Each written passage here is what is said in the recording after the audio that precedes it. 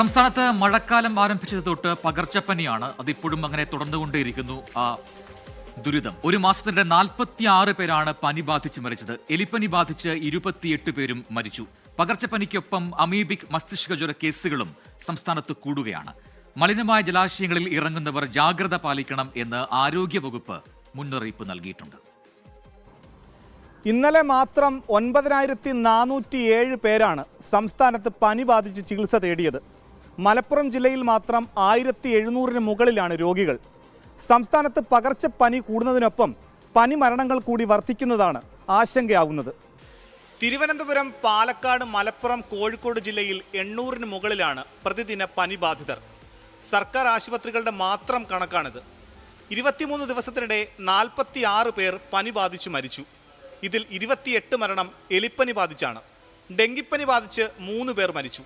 Influenza ബാധിച്ച് 10 മരണം report ചെയ്തു.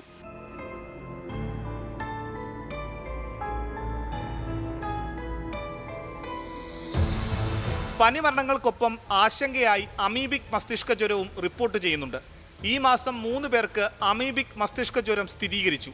14 കേസുകൾ മസ്തിഷ്ക ജ്വരമെന്നാണ് സംശയം. മരിച്ച 3 പേർക്ക് മസ്തിഷ്ക ജ്വരമെന്നും ആരോഗ്യവകുപ്പ് സംശയിക്കുന്നുണ്ട്. കോഴിക്കോട്, മലപ്പുറം ജില്ലകളിലായി 6 പേരും വയനാട്ടിലെ ഒരാളുമാണ് ചികിത്സയിലുള്ളത്.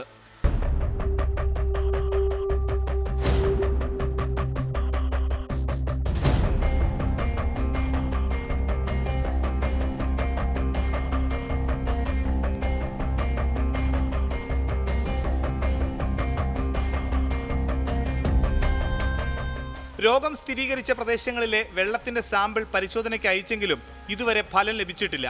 തിരുവനന്തപുരം ബാലരാമപുരത്ത് കഴിഞ്ഞ ദിവസം മരിച്ചയാൾക്കും മസ്തിഷ്ക ജ്വരം സംശയിക്കുന്നുണ്ട്. ആഗോളതലത്തിൽ 97% മരണനിരക്കുള്ള രോഗമാണ് അമീബിക് മസ്തിഷ്ക ജ്വരം. മികച്ച ചികിത്സയിലൂടെ കേരളത്തിൽ ഇത് 30% കുറയ്ക്കാൻ കഴിഞ്ഞിട്ടുണ്ട്. എന്നാൽ ഉറവിടം കൃത്യമായി മനസ്സിലാക്കാൻ കഴിയാത്തതാണ് ആശങ്കയ്ക്ക് കാരണം. 24 തിരുവനന്തപുരം.